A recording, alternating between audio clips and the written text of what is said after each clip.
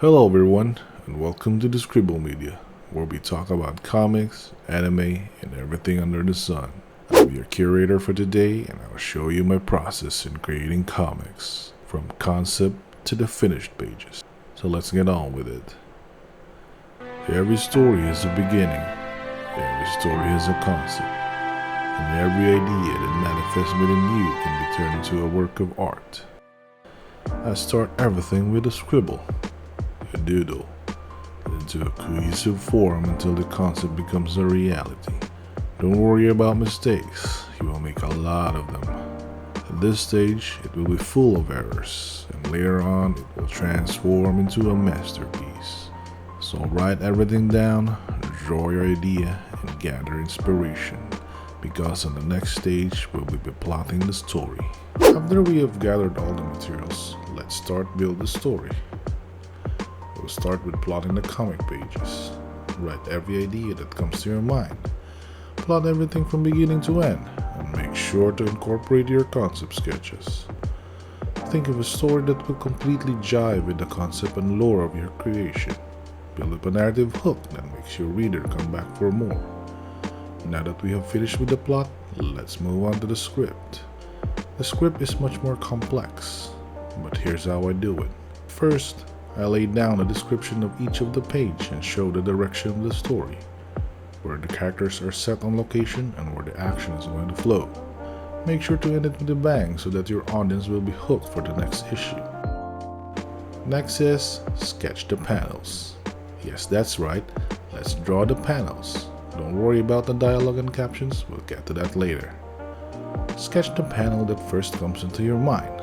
Draw them in small rectangles. This is called thumbnails. Sorry, this thumbnails. Draw everything freely and don't worry about mistakes. After the first iteration of sketches, make another one. You can now choose from which angles are better from your first version. After you're done with the thumbnails, let's do the rough pencils and layouts.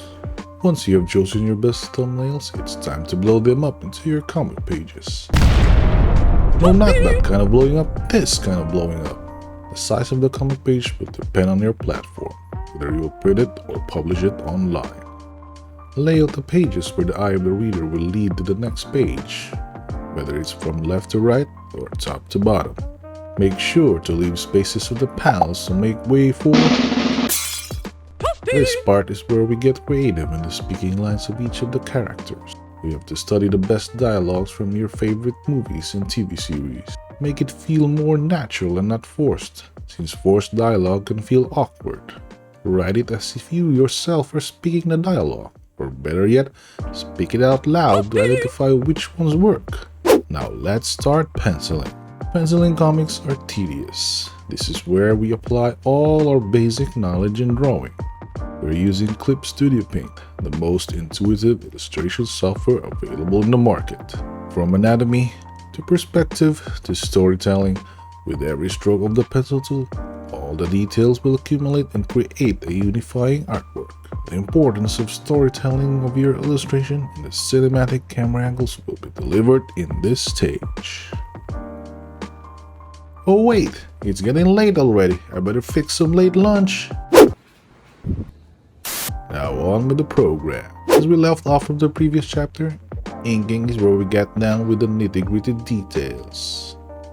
This is where we solidify the pencils and make it more 3D-like. It will add more depth to a static 2D object and make the pencils have more shape rather than a piece of scratches on the canvas. Here we will apply the shade and shadow of an object or character. By adding blacks on the page, it will distinguish the lightness and darkness of a setting, the mood of the story, the tension and the drama. Now we move on to the colors. This is the coloring stage. This is where we bring life to your beautiful piece, and it is divided into 3 stages: color flats, color rendering, and the color effects. Color flatting is the most tiresome and boring part, but we have to live with it. Color flats is the process where we add the color to the black and white ink page. It is used to separate all the different objects within the panel and page. So when using the wand tool, each color will be selected easily.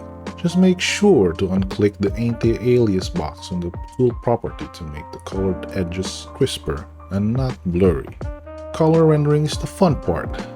This is where we add the tones of the page, degradation of the colors from dark to light. I use the watercolor brush to sculpt the form of each of the object and character, and set it to blending mode multiply. And then I add another layer in clipping mode and with the blending mode of linear burn, and with opacity of 40%. I add the dark tones in the layer by using shade of brown, the setting is daytime, and a shade of blue when the setting is night. By adding the highlights, I added another layer with the blending mode of add glow, with opacity of 30%, using a lighter tint of brown. I use a lasso fill to easily navigate and fill colors across the canvas, and sometimes I use a soft eraser tool to diffuse those edges. After when we're done with the rendering, this is where we set the pages to more professional and cinematic look by adding color effects. First, add a new correction layer under the drop-down menu, Layer, and then click Gradient Map. At this part, it will be purely subjective to your style or taste. I use the gradient set of sky and use accordingly to the setting or the situation of the panel. I used here sunrise purple setting and set the layer blending mode to soft light. And for the sun effect, I added a new layer, set the blending mode to add glow and use the soft airbrush tool with a tint of yellow. You can do this effect to any glowing effect like fire, energy glow, and etc. And for like an advanced technique in coloring, we can color the lines to make the scene or setting subtle. This is called color hold. This can be applied numerous ways, like the objects in the backgrounds to make the lines recede and not pop out, or make a pretty woman's face not masculine looking. After we're done with all the colors, let's move on to the lettering part. This is where we apply the dialogue balloons, the sound effects, and the captions. Clip Studio Paint has a versatile and multitude of tools to cater all the comic and animation needs, from penciling to lettering. Lettering has never been easier. By lettering, use the type tool and just copy-paste the script that we've written earlier.